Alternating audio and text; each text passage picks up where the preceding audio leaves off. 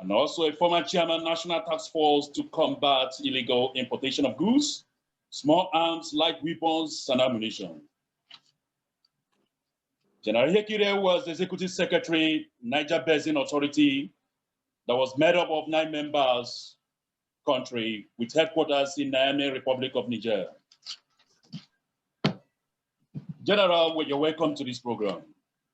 Thank you very much. General Ihekire, in 2018, Vanguard newspaper reported you and quoted that you said that the proliferation of herdsmen in the Southwest and Southeast states pose a security risk. And you made this few years ago. That is February 10, 2018, pardon me. And you said this at the first national colloquium, tagged herdsmen, threat to national security, which was organized by the IFA 12. The question is that, as of 2018, the security threat in Nigeria was not so much enormous. It wasn't so much bloody like what we are seeing here. How come, as of 2018, you were able to be insightful by ringing such bell over what we are seeing now? Over to you, General Ihekire, please.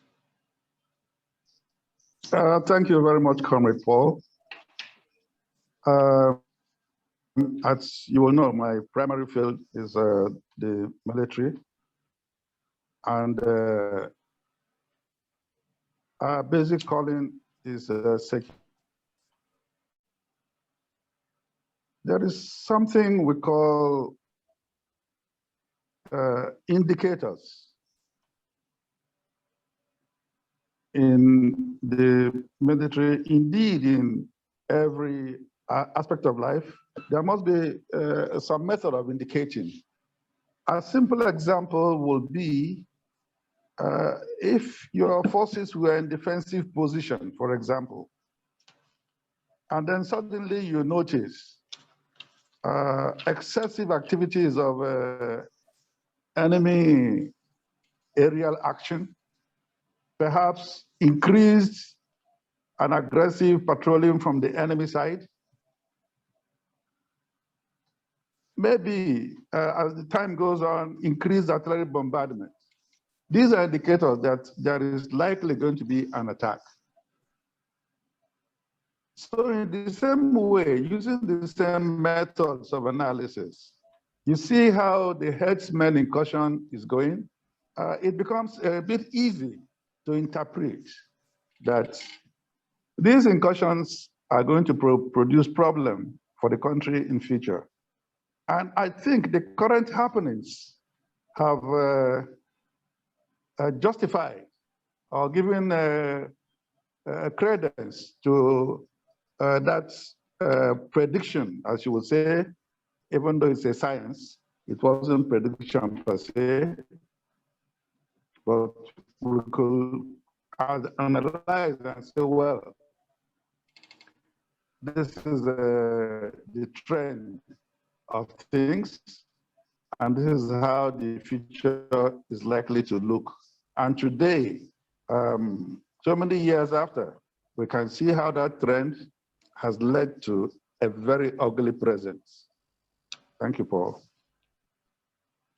All right. Thank you very much, General. There is this disparity of operational definition between banditry and terrorism in Nigeria, that most people are saying that the ties of banditry is different from terrorism, otherwise Boko Haramism.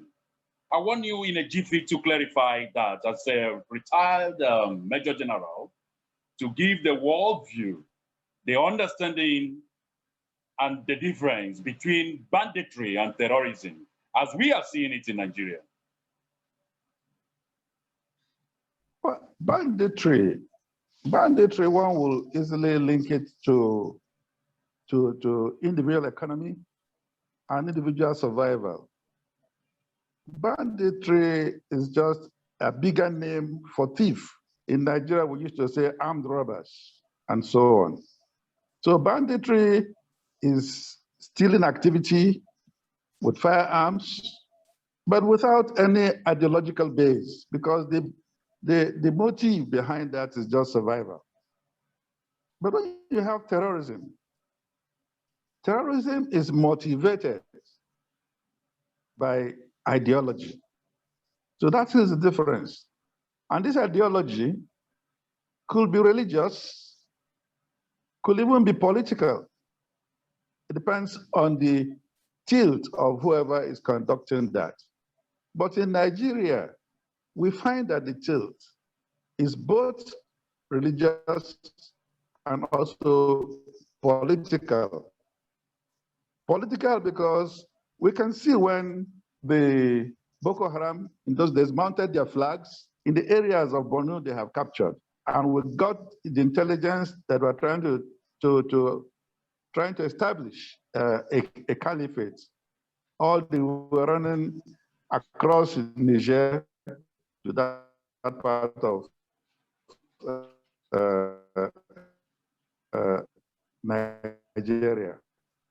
And they even had a headquarters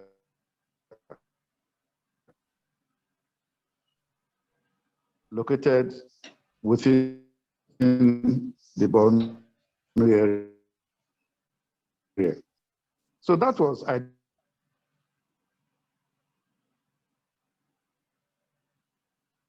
ideological, and that's why it is terrorism. But banditry, like I said before, is just people looking for what to eat. There's no ideological pressure, but just a survival mechanism. Strictly criminal, that's banditry. Also, how do you classify that? The activities are criminal, but the actions are against the state. So it's also treason. Okay, thank you for that clarification. Yeah, thank you for that clarification. Like you may not know, this is Elumba Television. If you are joining us now, we are still live on Facebook and other social media platforms. It's anchored in the studio is Collins Ihekire. Major General Collins Ihekire was the first commander and chairman Ceasefire Commission, African Union Commission in Darfur, Sudan. And he was also the commander, Nigerian Army Training and Doctrine Command, and etc. He has contributed so immensely in the intelligence gathering and piloting the security of protection of lives and security of this country. General, please, this question as well for you. Armed gangs and murderous bandits and kidnappers and school children, as you may know, at will, without any mission. In fact, the world witnessed the adoption of Kankara school children, numbering over 300, taken away. Without any situation, and in a situation where in the west and south and Nigeria, 10 kilometers, you will see about 1,000 or below checkpoints and all the rest. And then how is it possible that these school children can be able to be moved without any obstruction, you know, from the security, especially the Nigerian Army and military sister agents? Is that an organized abduction or a challenge from the part of the military intelligence? Sorry, you were breaking. I didn't quite get all the questions clear. Okay, the question is that I'm asking that armed gangs and bandits have been kidnapping passengers and school children at will in Nigeria. And the world witnessed the recent abduction of the Jagabe, Kangara school children in Katsina, Zamfara, numbering over 300 in number. And this happened without any security obstruction. What do you say about it? Well, one can describe that as the shame of a nation. The shame of a nation. And you recollect that this is not the first. The mass abduction of school children started with the Bring Back Our Girls. That is the first one, followed by the Dapchi, and this one's in succession. And looking at it, you find that the template for this operation seems to be the same. At all times, there is a lack of security within the vicinity. At all times, these children, either they're taken by trucks or on foot, are not challenged in any form because of the unguarded spaces there, ungoverned spaces, the absence of the presence of government agencies, like the police especially, because it is the police that is the first line security agency in Nigeria. One can describe that as a shame of a nation. And we have been there, and these things continue to repeat and repeat itself. And it's more now as if it is a formalized trade. Formalized trade, given that even some notable people are happy to organize the payment of ransoms for them. It's a pity for all of us. All right, the payment of ransom, we have been made to know, and it's been widely reported in the media, that the Islamic scholar, otherwise a retired army captain by name Ahmed Sheikh Gumi, seems to be used by the government as an element of negotiation to these bandits. That is to say, that the government knows the location of these bandits. Are we to blame the Gumi or the political will of this government not to have crushed this banditry in Nigeria, since they know about their dwelling places in the forest? Well, this is part of the strange things that are happening in present-day Nigeria. The Islamic cleric can make contact with them, can locate them, know where they are, visit them. And yet, security agencies seem not to know where to find them. There is a problem there. There's a problem there. Clearly, there's a problem. And it's only the government that can address that problem.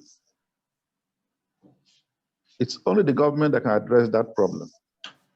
To look into the roots, how come somebody who is not in the security circle can know where they are, how to find them, can link up with them.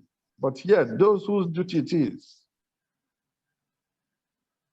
to discourage those elements cannot find them. Your guess is as good as mine. Of course, we also have to add that even the mission of the cleric was not what you can call a mission that glorifies the country. It was not a mission that glorifies the country. It was more like a mission to go and preach hate than to seek for peace. The military does not deploy soldiers according to religious belief. We thank God today that the military remains the main bastion of the Nigerian state. The military does not discriminate whether you're Christian, Muslim, animist, and so on. It does not tamper with your faith.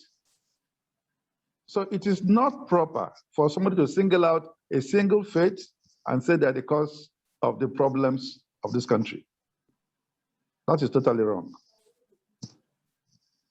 That is totally wrong. And the Nigerian government keeps quiet while these things are happening. Are they complicit in this situation. I'm quite interested in your definition of banditry and the distinction between banditry and terrorism. That banditry can also become terrorism if not checked. A bandit is somebody who takes things from somebody, robs people, especially travelers. And it has become an epidemic, a pandemic, if you like, in certain parts of this country. Every part of the country is afflicted with a certain level of banditry. In fact, there is no part of the country that is spared. It becomes worrisome that rather than government making banditry an unpopular exercise, it seems to be encouraging it. And because the bandits have succeeded the first time, the second time, the third time, it's become a very popular exercise. In normal countries, in countries that we try to emulate, Western countries in particular, we saw how America, for example, was able to pick up somebody who organized the destruction of the towers in America and went ahead to even attack their armaments. They stood in their country and picked up that individual in Pakistan. Nigerians know where bandits are. All the bandits, or most of the bandits. They negotiate with them. And we haven't seen any strategy to stop these negotiations and to stop the bandits. For how long are we going to be paying them ransom? That is the question. That is what is disturbing. So banditry may become an ideology, a stomach infrastructural ideology that pays. Boko Haram is doing what it's doing because it pays them. It's an ideology. It's an ideology that started even when Lord Lugard was here. There were followers of a certain man called Ahmed who had fought Western education in Sudan and succeeded, fought Western education in Egypt at that time. And when they saw Lord Lugard, they started to fight him. That was when Lord Lugard was here. He drove Boko Haram underground. And when it became appropriate for that ideology to resurface, Western education is bad. It resurfaced. Now, so what I'm trying to say is both banditry and terrorism have common similarities. Both rob people of their peace. Both take things that don't belong to them. And both the treatment that they have received in Nigeria seems to be the same. Palliatives, kid gloves. Do we ever hope to stop them? That is the disturbing question. And that's my contribution in this. All right, thank you very much, Prof. Thank you very much, Prof. We'll come back to that. Please, Prof, it will help us to adjust your video so we can see your face and enjoy. I wish I knew how to do that. I've tried to. You just adjust your video so that your head can come up. It's just exactly. That's brilliant, sir. Thank you very much. Okay, you can see me, but I can't see you. Oh. It's all right. Yes, it's all right. As long as you can hear my voice, I'm okay. It's okay. All right. Yes, Prof. I want to thank you for your input. Yes. And to further add that while banditry and terrorism have something in common, that is depriving people of their peace. That's right. Now, the degree of deprivation of peace is higher with terrorism than with banditry. That's right. In fact, in the days of banditry, when Nigeria still used to have a conscience, they could ask you your life or your money. They gave you a choice. Right. And I remember a funny story we used to tell in government college where in those days, there was this SU students. And when the bandits met him, say your life or your money, he said, I don't have money. And last week I gave my life to Christ. And they say, foolish man, go away. Yeah. But the terrorists have an ideology. And what they are fighting actually is a war of attrition to weaken the state. Yes. And that's why sometimes they can attack government institutions without any particular thing or profit to benefit from. It's just to send that message, degrading the morale and putting the government and the security agencies on their toes. They may not physically benefit from anything, but just to keep eroding the capability of the government to wage war against them.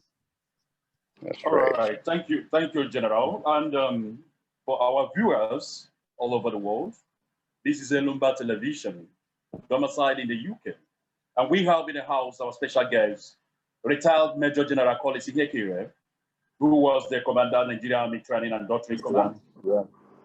And this question also goes to you, General. You were the chairman, National Task Force to combating illegal and importation of goods, small arms, light weapons, and ammunition. Please, can you tell us how do these bandits get their weapons? What has the government done to inhibit the proliferation of weapons? Where do you think that the government has faltered?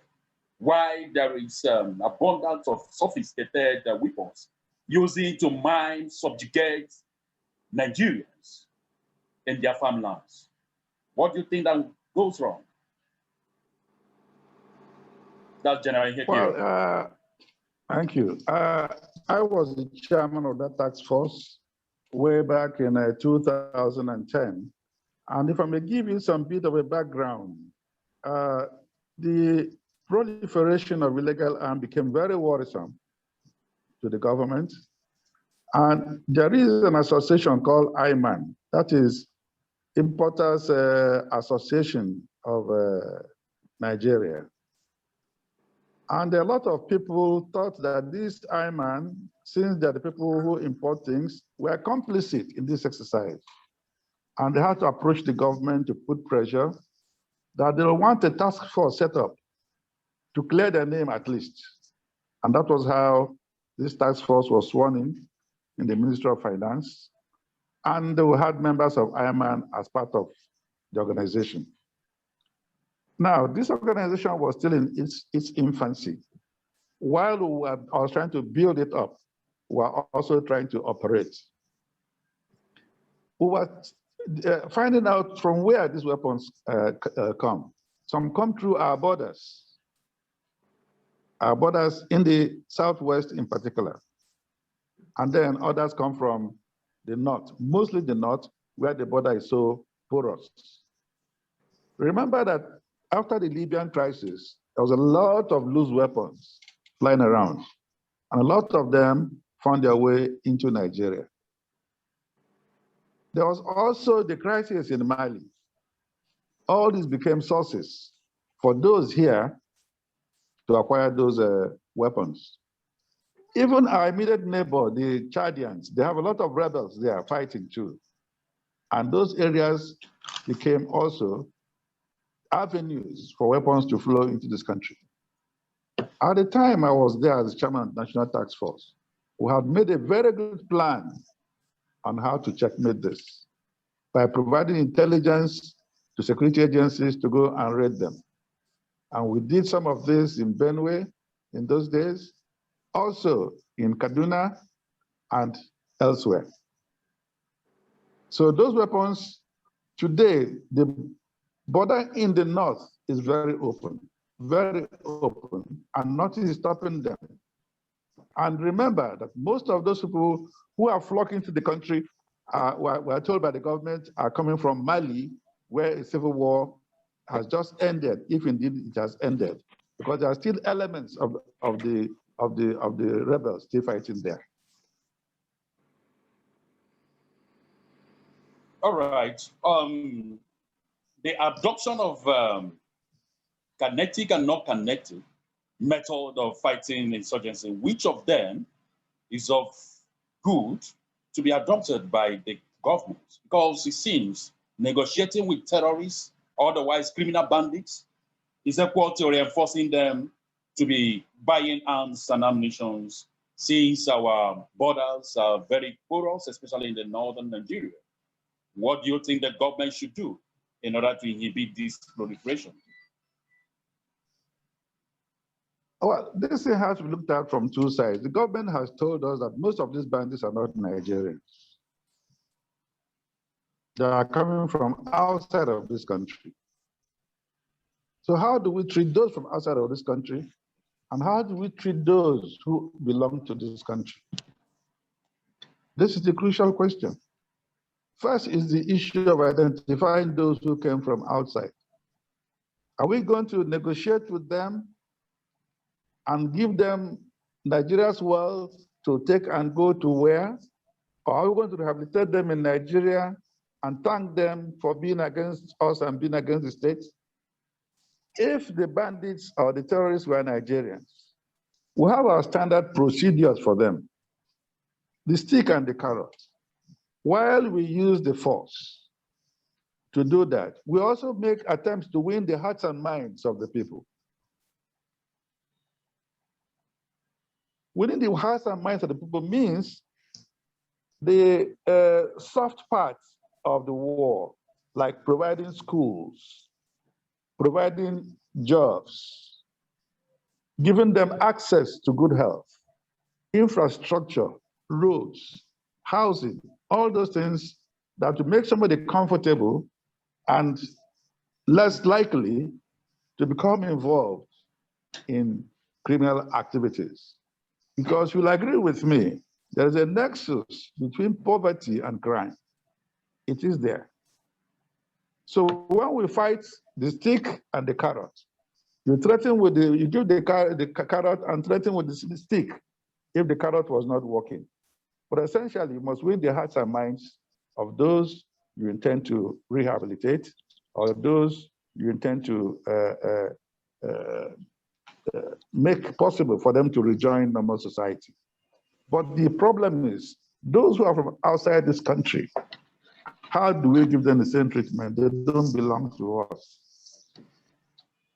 And it will not give government a good image to cater for people who have come from outside to levy war on our country. Because it is war, whether we like it or not. Thank you. All right, if it were war, why is government not being brutal? Because the bandits and terrorists, otherwise criminal elements, are non-state actors. And we know much about the convention, Geneva Convention, and section Article 51 of the United Nations Charter, which stipulates the usage of lethal force or brutal force against non-state actors. Because from what we are seeing now, just of day before yesterday, a Fulani man by name Malam Wakili, who was reportedly had killed several people in the West.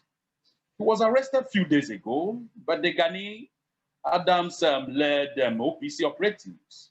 Why the operatives were detained either? It is wise to detain the operatives, I mean the bandits and the Fulani warlords as reported, instead of detaining the OPC operatives. Does it mean the government of President Muhammad Buhari is shielding bandits who are mining Nigerians or not? Well, two wrongs don't make a right. There is citizen arrest. It is permitted by the Constitution. But citizen arrest has its limits. When you make the arrest of the suspect, you are supposed to hand over that suspect to the security agencies. for further action. Now, when you go beyond arresting and handing over, and you go to burning, arson, and destruction, that also is an offense on its own. And it must be seen in that light. While we encourage people to do what is correct, we can also not encourage people to refuse to be law-abiding in trying to do what is good. I don't know if I've made a point. Yeah. Well, the point I am making here is that the government security agencies seem to be very tolerant of the criminal elements, otherwise murderous bandits, because we have seen incidences of those who have been slaughtered, arrested, and instead of them to also put into prosecution, they rather go and arrest and detain or prosecute the farmers, defenseless Nigerians who reported the bandits to the security operatives. Do you not think that the government is romancing with them? Well, if this can be proved beyond doubt, maybe the government has something to say. I would rather expect you to say things like the mighty Allah that comes out to take responsibility. For action. That's what government should be dealing with. Because those ones have self-confessed. Or like the governor of Bauchi State, who says people can carry AK-47 in a country where firearms are banned. That is the area we should be looking at. Or why the government cannot arrest Gumi for the very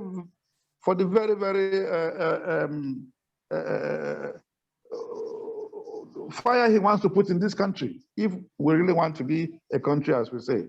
Those are the areas that are clear to me. But these areas of, I don't have particular examples to prove what I'm saying, or what you're saying. All right, and let's go back to what the Bauchi State governor said some time ago. But before I go further, I need to introduce our program to some of our viewers who are just coming into Zoom conference meeting now. This is Lumba TV, domiciled in the UK, and the topic in this course is security in Nigeria and the urgent solution. And we have a special guest in the studio. That is Major General Collins Ihekire. He was the commander, Nigeria Army Training and Defense Doctrine Command.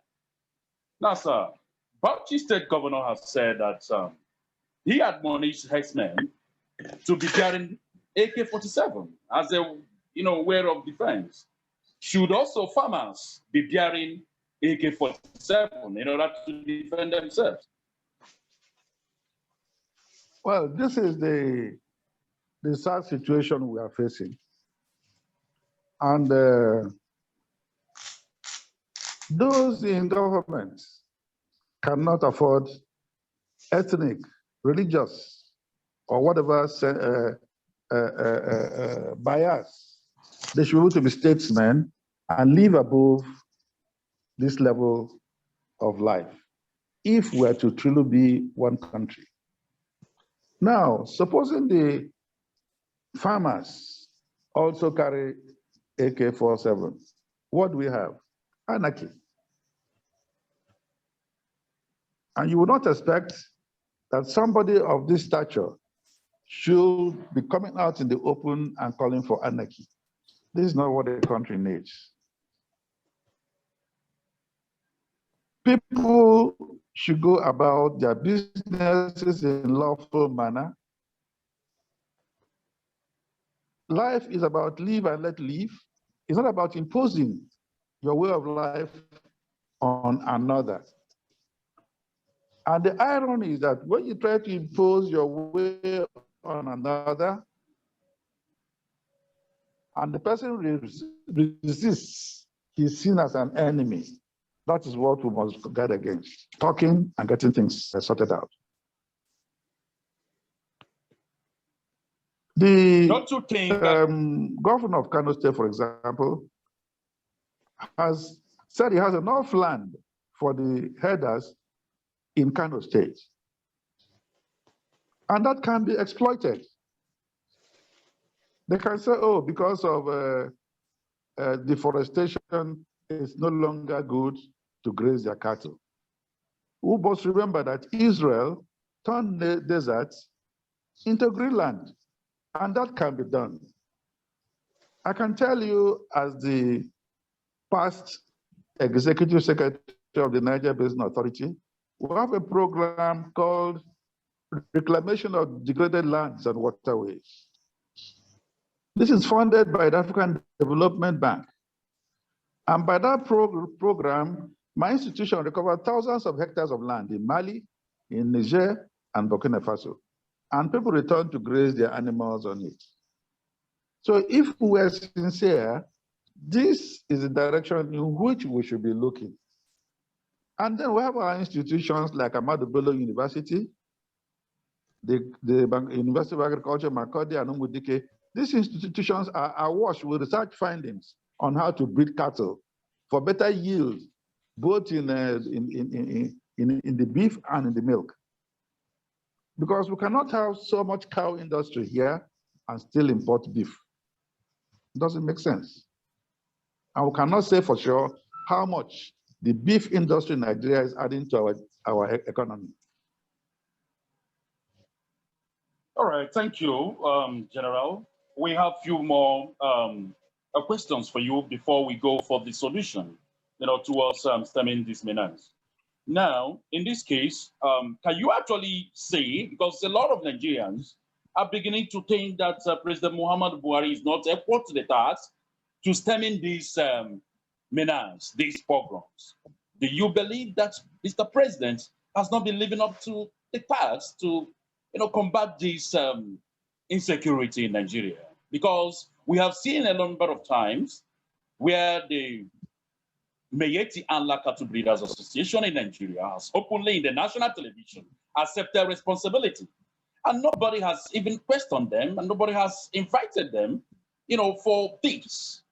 And of course, the Benue State governor has repeatedly said that Meyeti Allah has written to him, threatening even to subjugate him and to assassinate him.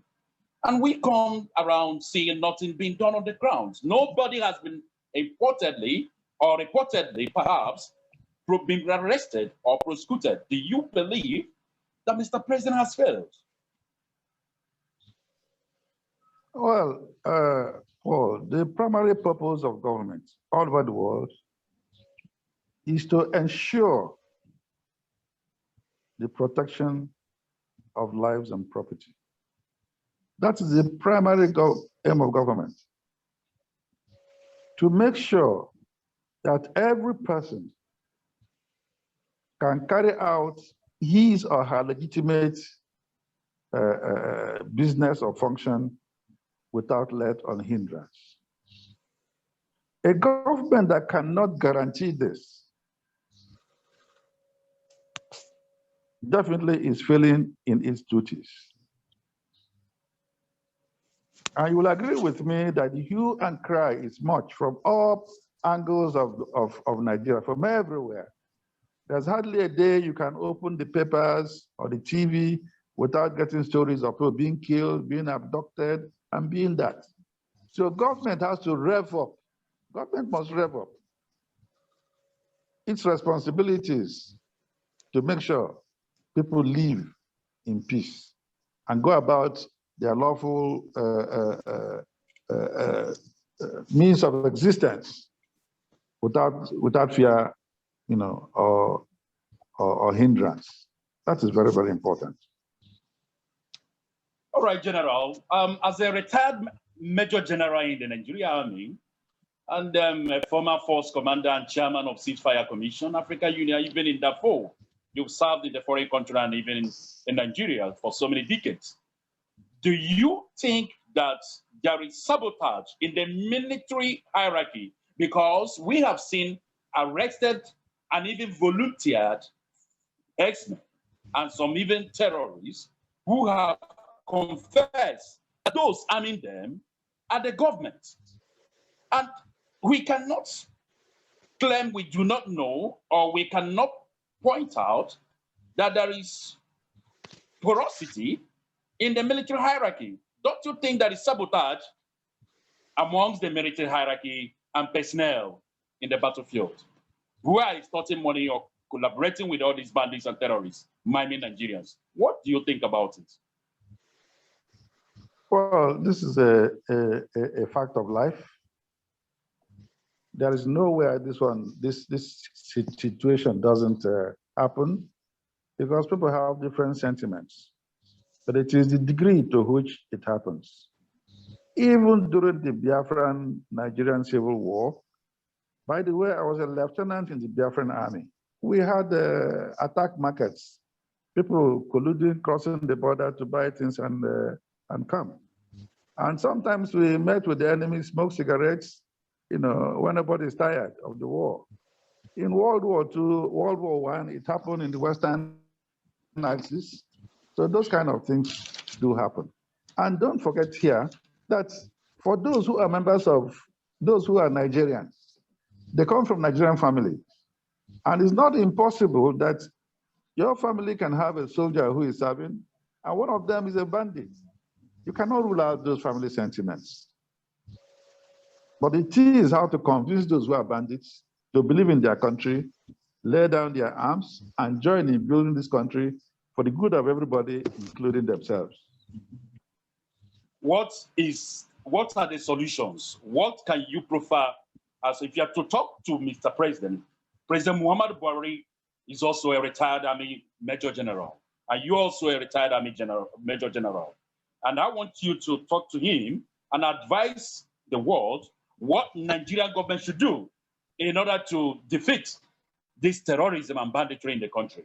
If you are to be the head of state, what are the significant steps that you will communicate to your lieutenants and foot soldiers in order to stampede this insurgency? Because Nigeria is being rated high of nations of the world who are insecure. What can you say about it in your advice as a solution? Well, first of all, I'm not the head of state. Second one, Muhammadu Buhari was a Major General as I was. But in Igbo language, you have a saying that all vultures are bold, but the young ones still know themselves. So we cannot, we are Major Generals fine, but Major Generals are Major Generals, there's a difference. Now back to your question. This sort of war is fought holistically from all fronts. Like I said, there's a soft approach and there's a hard approach. So while the hard approach is going on, effort must be made to pay particular attention to the soft side. What do we have? The governors have money. What are they doing with the money to alleviate the suffering of the people?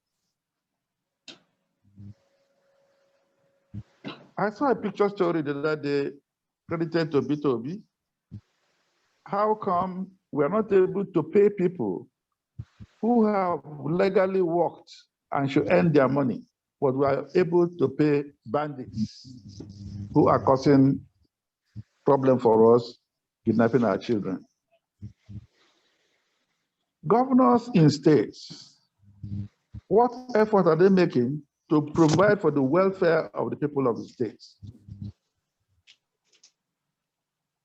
I saw in a paper some time ago, maybe a month back or so, where some governors say they cannot even pay the 13,000 minimum wage, and we're going to revert to the 18,000. In an economy where a liter of fuel now is about 175 naira, and correspondingly, the cost of transport will go high, cost of food items will go high, cost of rented will go high, cost of education will go higher, because people rely more on the private schools to make sure that children get good education, since we're no longer able to have confidence in the public schools, which most of us benefited from, and that is what made most of us what we are today. So how can a parent cope with all this? And if he's handicapped and cannot cope, we are further creating security problems. Because a child who's not educated will easily be gullible and be used by the bandits. And of course, when you want to survive, there's no limit to what you can do to ensure you survive. After all, the first principle of life is to preserve life itself. Yes. All right. Should Nigerians arm themselves in self-defense? Because our women and children, farmers in the south, been going to farms and being subjugated, being mined and raped and slaughtered and killed, shot at. Do you think we should arm ourselves and defend ourselves in the face of insurgency and banditry? We cannot invite anarchy to ourselves. There is a solution to that problem. And what is that solution? The solution is to have the state police. That's the solution. We can have organized defense for ourselves. Arm the vigilante, have the state police that can do this job for the people. Part of the problem we have now is that everything is controlled from the office of the IGP, who is tasked to maintain law and order. Now we're talking about devolution of power. We're talking about restructuring. It is this state police that will ensure security in every state. We cannot go about arming everybody. But when we have these bodies that will be regulated, they can carry out this job under regulation and ensure that people are free and that people are safe. That, for me, is the best solution than arming everybody. All right. Arming everybody will be a call to anarchy, and then nobody will be able to control anybody anymore. It's all right. This question goes to Prof. Prof, are you there? Prof, the question is, do Nigerians defend themselves? Do we defend ourselves? Hello, Prof? Yes, I'm hearing you. The question is, do we defend ourselves? Yes, in these provocative pogroms in Nigeria by bandits and murderous criminal elements and terrorists. Do we defend ourselves, or should we allow ourselves to be slaughtered into completely mangle of matters? No, I mean, self-defense is a natural reaction. So it doesn't bother equivocation. That if somebody comes to take your life, you want to preserve your life. So it's as simple as that. We must defend ourselves at every situation of enemy. When somebody attacks you, you react. It's a natural thing. The question is, must we all carry guns or machetes or cudgels in order to defend ourselves? I think in our constitution and in our claim, there is an authority that should be responsible for defending people. And as the general said, I totally agree with him. You see, when we talk about state police and devolution of powers, that's what is done in a society that is not Obesian. We've moved out from that animalistic society where the prime is the power of the most powerful, the right of the most powerful, the Leviathan. The Leviathan has a limit that it can go because of a natural response and disposition to peace and to justice. If you don't have peace, don't talk about justice. I mean, if you don't have justice, don't talk about peace. That's the problem we have in this country. I have heard people argue against state policing, that politicians will misuse it. Bunkum, politicians have to be alive to misuse the right that they have with state policing. Life is the most important thing. And state policing is to preserve life and property of the people before you talk about politics. And so we have to think seriously about state police, arming them so that they can defend the defenseless. There are people who can buy guns, who don't have money to buy guns. Who is going to buy guns for them? So I think we have to defend ourselves through organized institutions, community policing, state policing, institutional policing, so that universities, for instance, where you have students, for instance, they have their own police. It's all part of state policing in a state. Yes, we have to defend ourselves through organized methods. I think that's the answer to your question. It's all right. I understand that Dr. Nonye is in the house as a spectator. Please, Dr. Nonye, if you are in the house, please, I want you to react the use of community policing as a factor of self-defense. Do you support that or not? Okay. Good evening, everybody. Yeah, I think community policing is good. There's no doubt, like the last speaker said. Well, the general is right in his own analysis, but the professor is also right in his own. It just has to be a balance. You see, the truth is when you look at what is happening at the state level, you find out that the society itself is the problem, not necessarily the police or community police or federal police. People are not leveraging on their rights as a people. There are so much things going wrong. When I'm in Owerri, for instance, I don't think I fear the Fulani man as much as I fear the kidnapper, who is also an indigent. Okay, so but people here know them, but they don't do anything about it. So if we talk about community policing, from the experience I've had with communities here, most of the AZs, that's the vigilantes in the communities, the common thing is that the AZs pick their people, and most of those people are also, in one word or other, criminal elements. So how do we get about getting the right policing? That's what we are talking about now, and getting the right policing for people to get involved, the people to assert for the right people to be in positions of power. So if you have the right people in positions of power, whether it's community policing, whether it's federal policing, I think all of them are okay. Just that we have to have the right, we have to have the right mindset. And if you allow me to deviate a little further, there's something the general said I wanted to react to a little. And if you allow me, let me get to react to that. And that is on when he talked about. Okay, just 30 seconds in reaction, please. Hello? Yeah, 3 seconds. You can react to it. 3 seconds. Okay.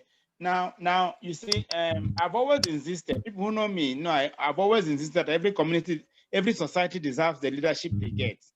Okay.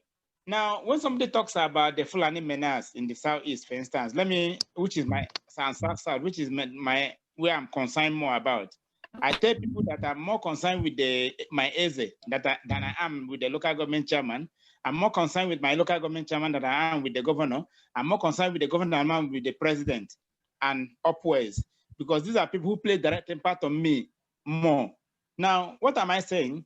You see, the issue of Fulani menace, of recent, I've been propounding this reason that a Fulani man who comes down from Sokoto State or Borno State is almost having the same feeling.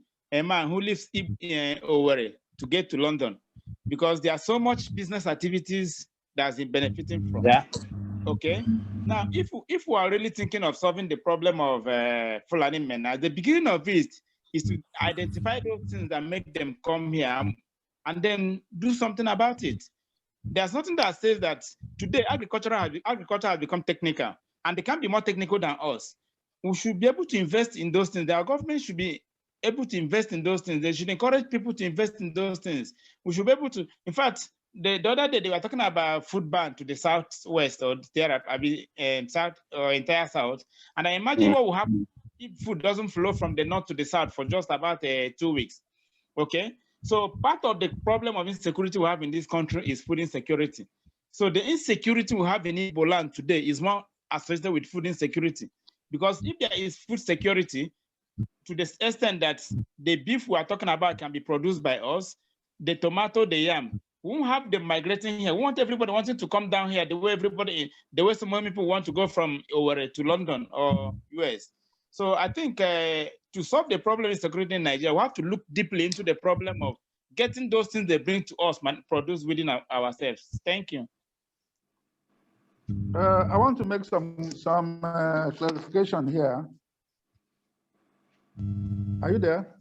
Yes, I am. Now, it is good to clearly understand the difference between community policing and the state police. They are two different entities. Community policing is an extension of the federal police or state police, as the case may be. They are like auxiliary to the state or federal police. But the state police is autonomous on its own and can exercise all the rights the federal government exercises now on its police. And 20 years ago, I wrote a paper, Agitation for State Police, and the paper is still relevant till tomorrow because I even made a way to control the police by forming the police community committee made up of notable citizens, the clergy, retired judges, people of society of integrity, who will be in charge of this police and not the governor. Before the governor can use the police, state police, he must refer to this committee. So the committee can decide whether, yes, police should be used or not be used. Some people said police should be abused by politicians. For me, it is rubbish because the abuse, we have seen the federal government abuse the use of police. So that the police can be abused by federal or state, for me, it doesn't mean anything because it's not enough argument to cancel state police or enough argument to uphold the central police. We saw how a governor in this Second Republic was kidnapped by people with the aid of the police. We have seen how police have gone to harass people up and down, as you know. So it's not a matter of abuse; it's a matter of the control. So the community police is totally different from state police, and the difference must be clear so that people don't think one is the other and the other is one. No. Thank you. We thank you very much, General. It appears the host is having difficulty. Tony has indicated that he would like to make a comment. Could you please unmute yourself, Mr. Mwisi, please? If you can unmute yourself so we can hear you. Mr. Tony, can you please unmute yourself so we can hear you?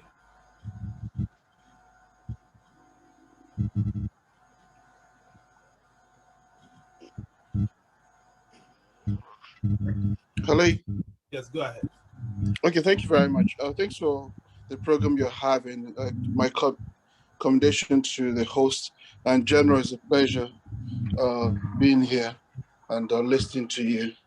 My contribution is very simple, and what I want our people to understand is the principle of power. Absolute power. The maxim says power corrupts, and absolute power corrupts absolutely. At the heart of our problem in Nigeria is the centralization of power in the hands of a few men in Abuja. The general has alluded to this when he talked about state police and community police.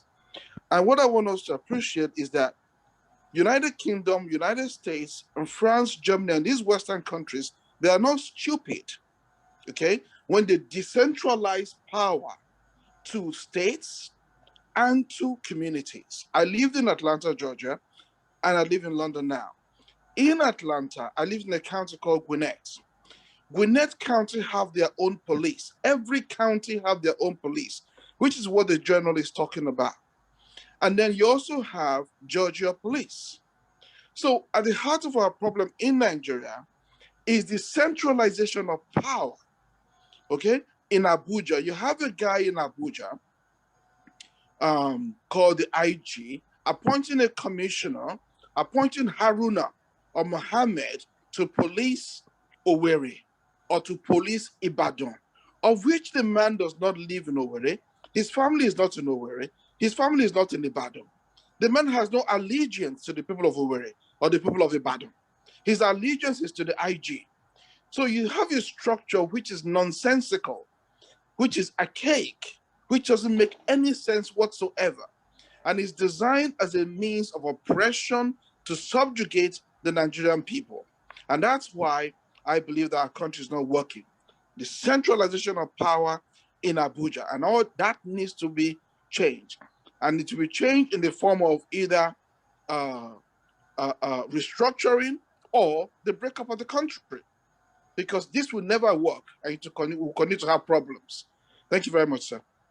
We thank you very much for that brilliant submission. We promised people that we will not stay for more than 1 hour, and I believe we've already spent 60 seconds. 60 minutes, not 60 minutes. Paul is still trying to rejoin us. General, if we can take your concluding comments on this topic of the security in Nigeria, what will be your concluding summation of what we have discussed today? Well, what I'll say is, first, security agencies must up their game and try to be more transparent in their activities so as to avoid all the conjectures and all the insinuations. Two, they must look into their operating strategy on how to tackle this menace.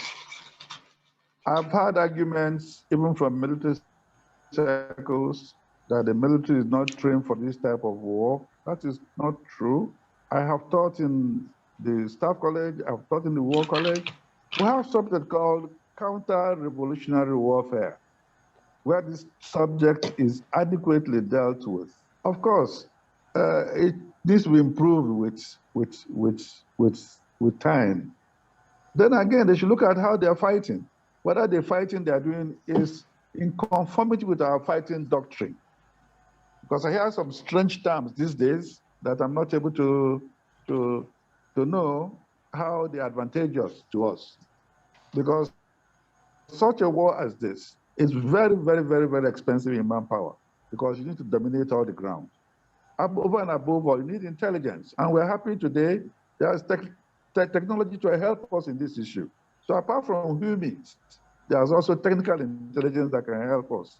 And then penetrate the communities using our DSS and other organs that can say, know what can go inside. Find people that can be embedded within these terrorists so they can get inside information for us.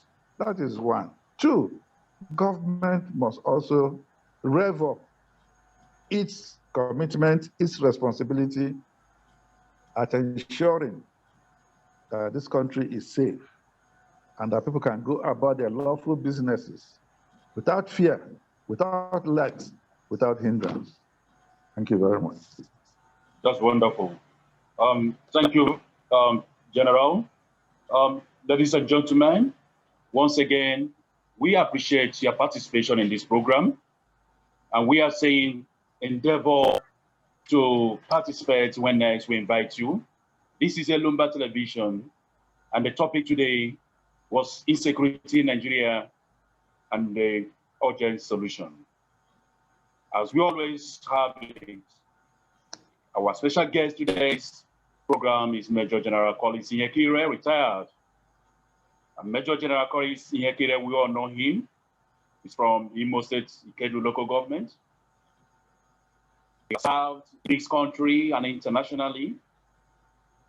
He was the first commander of the German Ceasefire Commission African Mission in Darfur, Sudan, and also former commander Nigerian Army Training and Doctrine Command. He was also the chairman National Task Force to combat illegal importation of goods, small arms, light arms. General Ihekire also served as Executive Secretary, Niger Basin Authority, comprising of 9 member countries of the world with headquarters in Niamey, Republic of Niger. General Collins, we appreciate your participation. We say thank you to you. Thank you very much.